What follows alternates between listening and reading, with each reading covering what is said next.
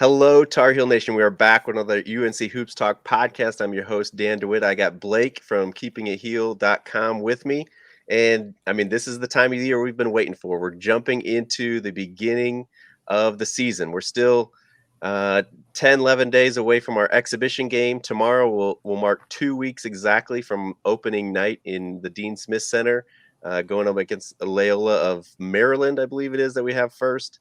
And we're just going to kind of jump into the first few games here of the season, and this is kind of podcasting season as well, where we jump into kind of weekly podcasts starting probably the middle of November. Once we kind of get through these games that we talk about tonight, we're going to be coming at you every week. So make sure you're subscribed wherever you listen to podcasts, YouTube, whatever it is. Make sure you're there, and so you can join in the conversation either live like we are doing here now on YouTube tonight, or that it gets into your feed as we go. So Blake, good to have you back. You're becoming somewhat of a regular here, so people kind of know your face and voice. But how you doing?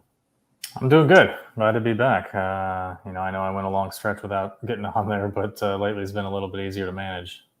Yeah, and obviously it's an exciting time to be talking Tar Heel basketball. We got lots of new stuff. Obviously, we've talked ad nauseum, as everybody has, Hubert Davis's first season. We got transfers in here, new guys, the freshmen, all this stuff to talk about. Or that we have talked about, and now we can finally start talking about games. Since we have podcasted last, we had obviously late night with Roy here. See, we're going to do this all season long. Late night in HD, I think is kind of what it was, but obviously Hubert Davis's first late night seemed like extremely well.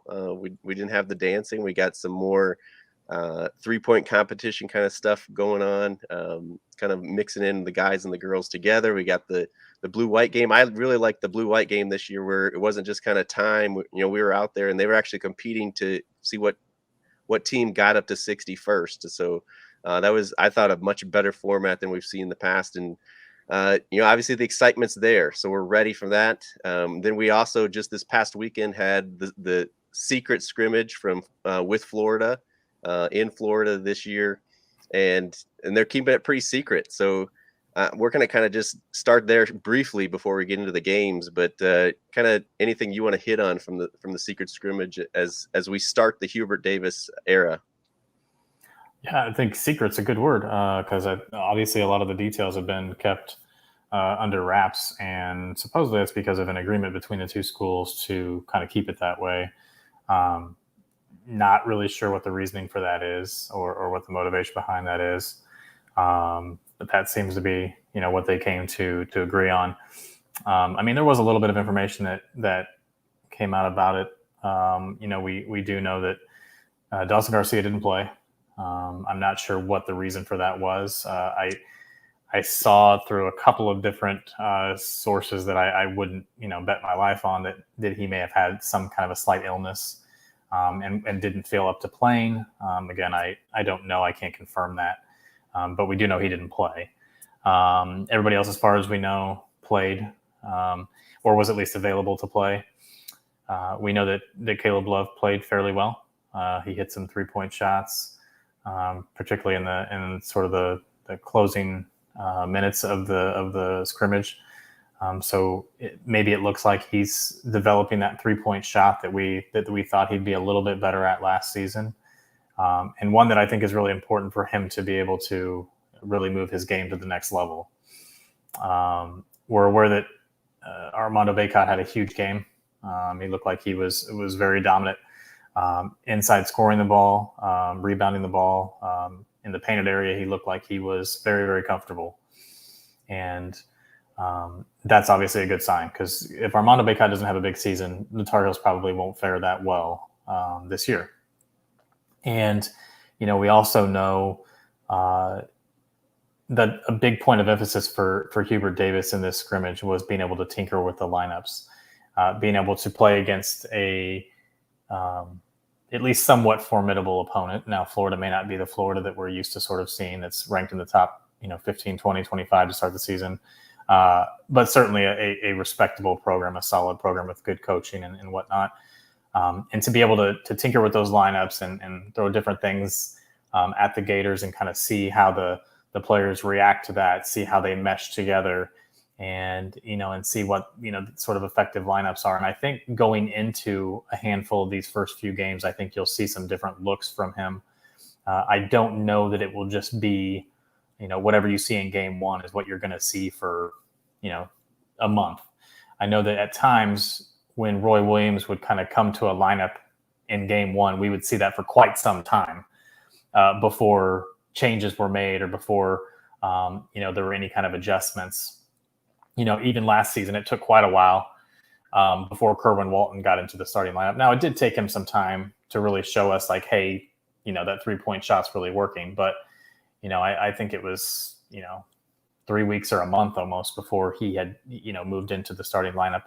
I think we're more likely to see quicker adjustments under Hubert Davis than we maybe did under Roy Williams. But the most interesting thing to me regarding the scrimmage is that RJ Davis and Caleb Love apparently did play alongside each other quite a bit.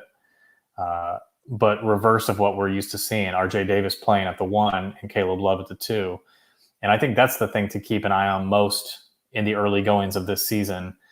And if RJ Davis can really become, that next level, ball handler, distributor, facilitator, and pushing the Tar Heels fast break and the secondary break that they're so famous for, and Caleb Love is able to sort of play off the ball like Marcus Page was once Joel Berry came around, that could be huge. If RJ Davis can really be that player at the point guard position, then that opens up a lot for Caleb Love. And if Caleb Love can begin hitting a lot more of his shots, particularly from the perimeter, he could have a monster season. Yeah, it'll be interesting. The whole start of the season with how Hubert handles everything is going to be obviously talked about by everybody and analyzed by everybody, and it's going to be kind of interesting how it all develops as the season goes on. But as far as this secret scrimmage, again, it doesn't make sense to me why it needs to be so secretive, but I guess they have that right, and they're gonna use it. There is a highlight video on the Twitter of UNC Basketball. Kind of all we really have is to go off of is that. I don't think there was any media there. We, like you said, there's been kind of people reporting on stuff, but it's like, how much, is it verified? Is it, sourced out and stuff? We don't know. So, I heard the same kind of thing, that Garcia was just kind of sick, that there's not an injury there. And obviously you would hope that if it was something, they would kind of let us know, or, whatever, that if he isn't going to be available for some time, that they would kind of say that, but nothing's come out. So we assume that those reports are right, that he just had an illness or something that he couldn't play. But it's interesting to see that Hubert would switch around RJ and Caleb, and RJ, again, it's a highlight tape. It's, I don't know how long it was, 2-3 minutes, but RJ had plenty of highlights in there as well. I think, prone to have a big season. If he's got the ball in his hands more as a 1, could be a pretty explosive scorer, I think, and playmaker. And, we to me, I hadn't heard anybody talk that this could be a possibility. Like, hey, we talked about they could play by each other, but it's always assumed that Caleb was going to be the 1. To see that reversed is kind of an interesting take pretty early here in the season. And again, who knows where it is in a month, if they're even playing together, or maybe it's back to Caleb at the 1, or, so many things could go different from that. But we're going to talk about these games, but I don't think we need to take these first games that we're going to have kind of individually. But before we even jumped into that, I just want to kind of read off when they're happening, where you're going to be able to watch them, what times, that kind of stuff. But so our exhibition is next week, Friday, not this coming Friday, November 5th. It's a 7:30 p.m. Eastern tip. And according to GoHeels.com, it's going to be on the ACC Network Extra, which is the same streaming platform that Late Night was on. It's not the ACC Network that comes with, your satellite or your cable company, but it's just streaming off of the ESPN app, ACC Network Extra. That's the exhibition game. And then the following Tuesday, November 9th, it's a 7 p.m. Eastern tip against Loyola, Maryland, that we mentioned. And that'll be on the ACC Network. And then the Friday after that is Brown out of the Ivy League ACC Network Extra, or sorry, just the ACC Network. And that's a 9 p.m. Eastern tip. And then kind of this first stretch here will end road game. The first true road game under Hubert Davis will be at College of Charleston, and that one says CBS Sports Network. So I don't even know if I get that station, but that'll be an 8:30 p.m. Eastern tip. And that one, it's been talked about as well, but it comes courtesy of Roy Williams scheduling that before he retired and leaves that with Hubert. But to me, that's kind of our biggest challenge here as we start the season, the non-conference season here, out of these games that we're going to talk about. And I guess I'll kind of explain to listeners, if you've been with us for a while, we won't podcast again until after that Charleston game. I'm going to be out of town and not going to be able to podcast, so that's why we're kind of lumping these games together. But that's kind of the game I'm looking forward to. It's obviously on the road. This season's going to be different with fans back in the seats. Our young guys haven't had a lot of games with kind of the atmosphere you can have as a true road game, and obviously a team we should beat, but they're going to be hyped for this one. So I don't know, you can kind of go wherever you want with this, but that's kind of the one I got my eye on. How about you? Yeah, well, and I would like to emphasize, I don't think there's any games on this schedule that you should overlook. There are so many questions right now that we just don't have answers for, because there is a new head coach, there is a incredibly revamped coaching staff. You've got, 3 newcomers that were each at a different school prior to their time out in North Carolina, as well as the freshmen that come in. So yeah, you do have Armando Bacot back, and you have a really good, what I would call a really good sophomore class. But Blake, we just had late night that we looked so good in. We had the secret scrimmage that we know so much about. How can you not be? Yeah, we can overlook these games. Right? No, yeah. Personally, I've already hung a banner for 2022 national championship. But just publicly though, I've got to act like it's not a done deal. But even when talking about the sophomore class, it's like I talk about them probably better than maybe I should, because a lot of it I think is my own personal expectations, because I do expect RJ Davis to be better. I do expect Caleb Love to be better. I do expect Kerwin Walton to have help from his team so that, opposing defenses can't just key on him and make it difficult for him, so that his shooting percentage kind of stays where it was mid-season last year, rather than kind of dipping down as teams began to figure out like, hey, no one else can shoot on this team. Let's just go after that guy. And I do expect, Bacot in turn to benefit from all those players. Now, if that doesn't happen and there's either no progress or somehow a regression among those sophomores, it could be a very rough season, because I think those players are an intricate part to this season being successful. Dawson Garcia could be fabulous. Bacot could be fabulous. Brady Manick could be fabulous. But if we don't see North Carolina guards come out and play North Carolina basketball, play with a high level of efficiency, a lack of turnovers, if they're turning the ball over constantly, those guys aren't going to be effective either. So I think that sophomore class is so important. So like I said, I expect Bacot to get his and to be very good, as long as the players around him are hitting shots. And that's what so much of this team in this season is predicated upon, is hitting shots. And that's why I think you see a guy like Dawson Garcia and you get excited, because you just know that Hubert Davis is going to let him play his style of basketball. He's not going to say, hey, go down there and play on the blocks. Dawson Garcia is going to roam the perimeter a lot. And Brady Manick is going to take a lot of 3-pointers. And I think he's going to hit a high percentage of them. So then if you can get guys like Kerwin Walton to pick up where he left off, and if you can get RJ Davis and Caleb Love to maybe just 5%, 6% better than they were last year, I think this team has a real opportunity to be really, really good. But having said all that, that's all expectations. That's all guesswork and hopes and dreams. They've got to prove it on the court. So I don't think there's a game that you can overlook. We've seen games like Wofford, for example. Even if it was a decent team in totality, by the end of the season, you think, hey, they played some pretty decent games. They beat a couple of good teams. That's still not a game that you should lose. Certainly not the one that they lost at home to Wofford. So I don't think you can overlook any of them. I think you put your foot on the gas and you go. Yeah. And yeah, I mean, you've kind of hit it, but even the little stuff, that we don't know about, the unknowns of having the crowd, even at the Smith Center, how hyped are they? Are they so hyped that they can't hit a shot? And, we look terrible at that opening night, or, whatever it is, like you said, at Wofford, where somebody comes out on the other team. We've seen it happen against Roy. Again, it's a new era, but somebody comes out and hits their career high and just is, Steph Curry out there hitting threes all over the place. And you don't expect it to happen, but you're right. We don't know when it's going to happen. And another thing that I think is important, and I do think that Hubert Davis is going to do his best to make this happen, is that the Tar Heels need to see a lot of possessions. Last year, one of the problems was the Tar Heels weren't a good scoring team. They just weren't. And they also saw fewer possessions than we're used to seeing them have per game. Yeah. So when you're less effective at scoring and you have fewer possessions, you have a much, much smaller margin for error, especially when you're not a great defensive team.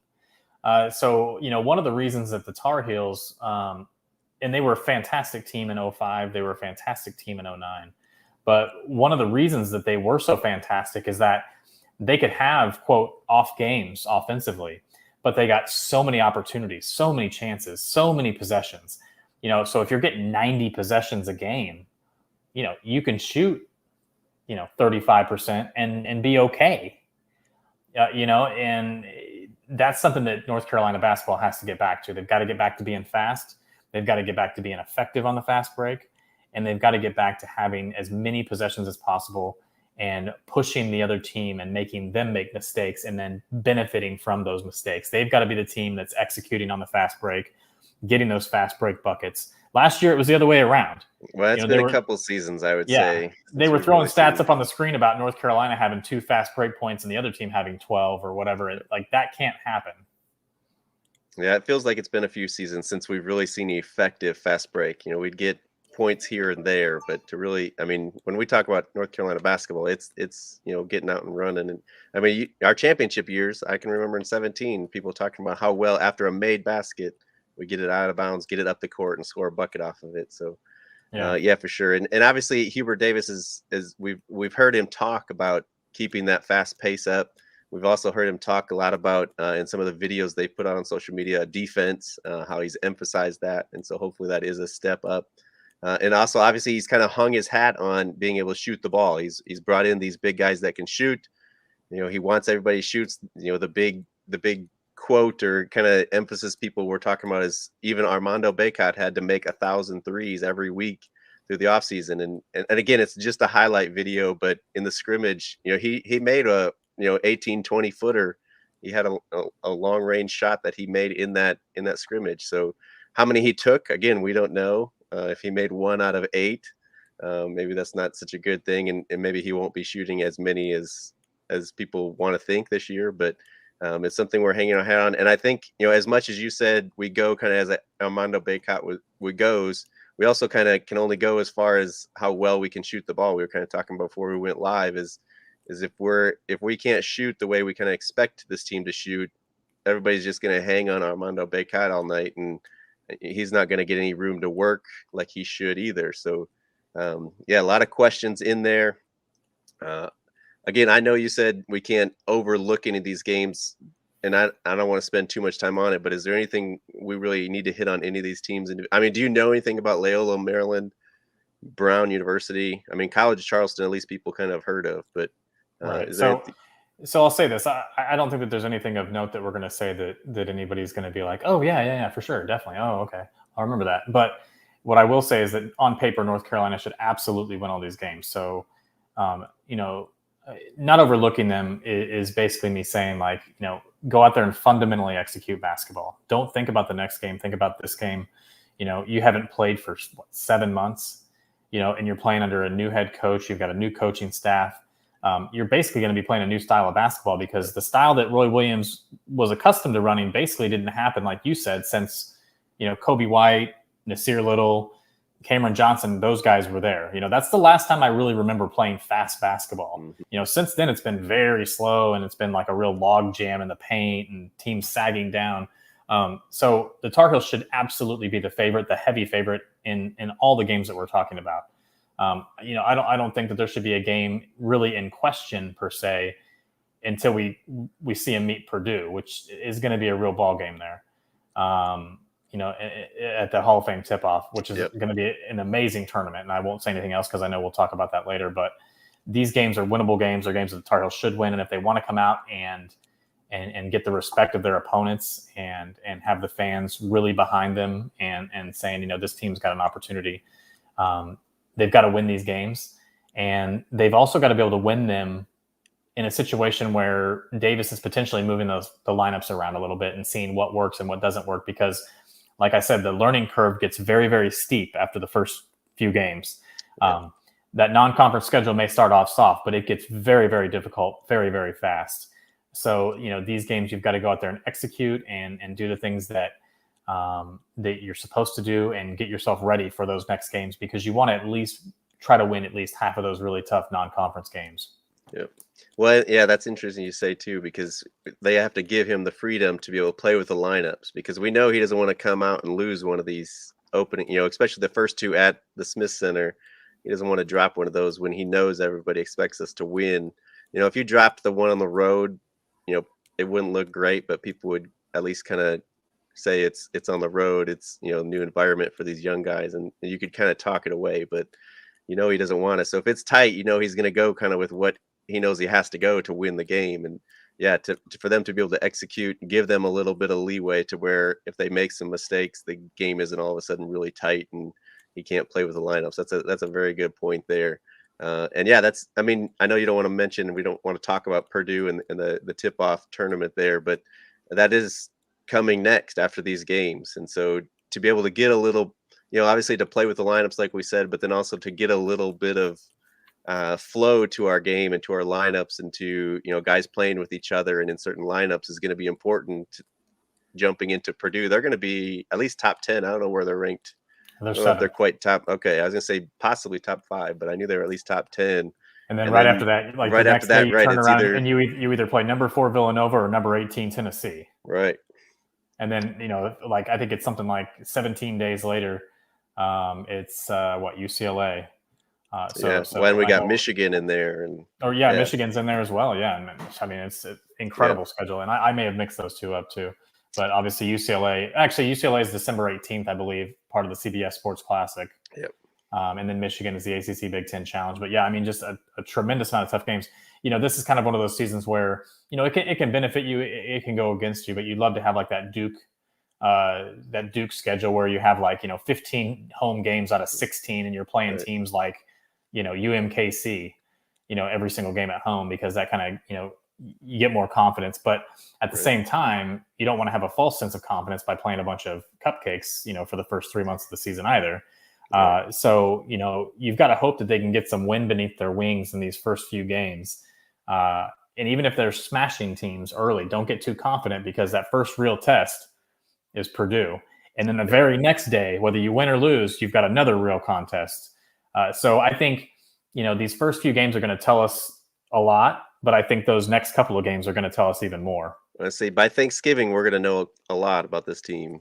Oh yeah. You know, with that tournament in there, and, you know, whether we're just going to beat teams that we should, or if we're going to really contend in there, we're going to have a pretty good idea. So I also think, you know, and I think it's worth noting that there have been times past where Roy Williams was very, and we kind of touched on this earlier, was very sometimes slow to make changes, sometimes reluctant to make changes. I don't think you'll see that as much from Hubert Davis. I think if there's something that's a glaring hole, or, you know, if something's just not working, I think he is going to be more apt to make a change much quicker than we've seen in the past. Now, I could be proven wrong in that. That's not how I take him. I don't think it's going to be a situation where you watch something fester for 6 weeks and then, you know, the entire fan base is like, dude, what's going on? Can we finally, you know, and then eventually, like, it finally happens and we're like, about time. I don't think that that's going to be the case. And not to say that anything is wrong with Roy Williams' system, the way he did it, not to say that Hubert's disloyal to his players, nothing of that nature in either case. I just think that Hubert Davis is going to be much quicker to say, this isn't working, let's find a better way. Well, and along those lines, I think we just need to talk to Tar Heel Nation for a minute. And, like, you know, the schedule we just talked about as well, like, be patient, you know, because something, you know, may not go right, or we may not know exactly what Hubert's doing or going to do next. And, you know, whatever happens, like give him some time, give him a little leeway here to figure things out for himself as well, and how he wants to coach and how he, figure the guys out to figure out how he wants to play, in game and how things are going to go and stuff like that. So, Well, yeah, this I is the think it. first time. This is the first time in years that I haven't been close to 100% certain at this time of the year what the starting lineup was going to be. I'm Well, still not sure. the little bit of feedback we get from this secret scrimmage even, I think, makes people think like, oh, RJ is going to pop into that starting lineup, or Right, which yeah, and if he does, and I think that's completely possible, especially if he's played well during the summer and now sort of in the preseason. I think it's entirely possible, and I always did think it was possible. I just didn't know if that was what was best, because I still question if you've got RJ Davis and Caleb Love playing the majority of their minutes together, who runs the second unit and how effectively do they run it? Do you have a guy like DeMarco Dunn who's hasn't even played a college game yet? Does he run the point? Does Anthony Harris kind of like move from his natural position to run the point? I don't know what the answer to that would be, but if they're playing together, I definitely question, like, who's your point guard when those two have to rest. When you get to well, like yeah. the 8-minute TV timeout and those guys have played the first 12 minutes, like who's coming in and who's Well, running I the say point? that's the other thing is if they start together, then how long does you stay with your starting lineup before you bring Yeah. somebody in just to get a rest so that somebody comes back in to run the point? And yeah, Right, because even if you go up 10 points with those two in the lineup, if you set them both down and you don't have a point guard to run the same offenses and stuff, I don't know where that gets you.